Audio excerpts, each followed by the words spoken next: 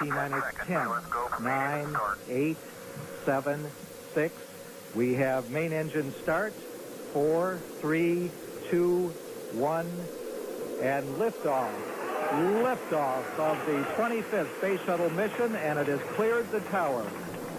Control program. Control program confirmed. Challenger now heading downrange. Engines getting throttling down now at 94%. Normal throttles for most of the flight, 104%. We'll throttle down to 65% shortly. Engines at 65%, 3 engines running normally, 3 good fuel cells, 3 good ITUs. Velocity 2,257 feet per second, altitude 4.3 nautical miles, downrange distance 3 nautical miles. So the 25th Space Shuttle mission is now on the way after more delays than NASA cares to count. This morning it looked as though they were not going to be able to get off. 1 minute 15 seconds, velocity 2,900 feet per second, altitude 9 nautical miles, downrange distance 7 nautical miles.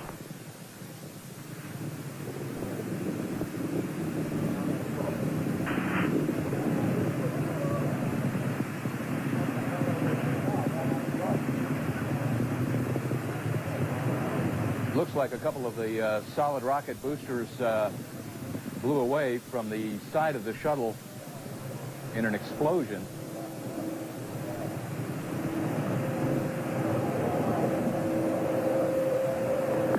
Flight controllers here looking very carefully at the situation. Obviously a major malfunction. Where were you and what were you doing when the Challenger exploded on January 28, 1986? I was a senior in college studying aerospace engineering and was going to graduate later that year with hopes of working for NASA. So the Challenger disaster was a really big deal for my whole college and aerospace department and put a big hold on many plans for many people who were looking forward to going to work for NASA, as we knew that a disaster like that would bring things to a halt while they figured out what would happen. How did this impact your career? Well, I knew I wanted to really be involved with space, and with the budgetary pressures and the Challenger failure, we knew those jobs would be harder to find with a degree in aerospace engineering. I ended up staying for grad school while the dust settled, so to speak.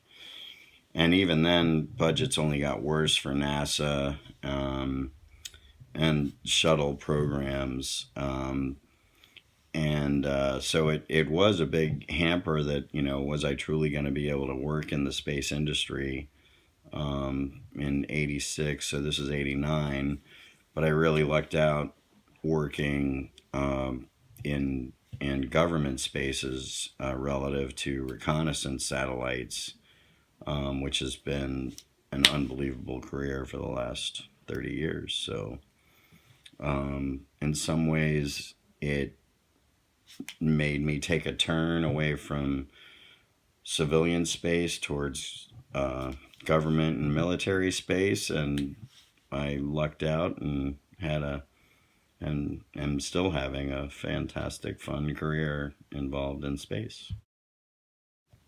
How did you feel when you heard that NASA knew about the complications of the solid rocket boosters and the warnings from their engineers?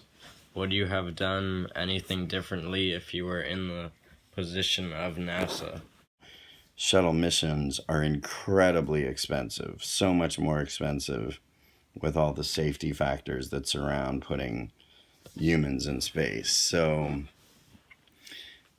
the post-analysis where engineers warned about the O-rings getting brittle on a cold day is always a very, very hard decision, because the data they had at the time was non-conclusive one way or the other. When they did have O-ring failure, it was like a 50-50 shot whether it was related to temperature, but the day they were launching was a very cold day. So in post-analysis, you can always go back and say, I told you so.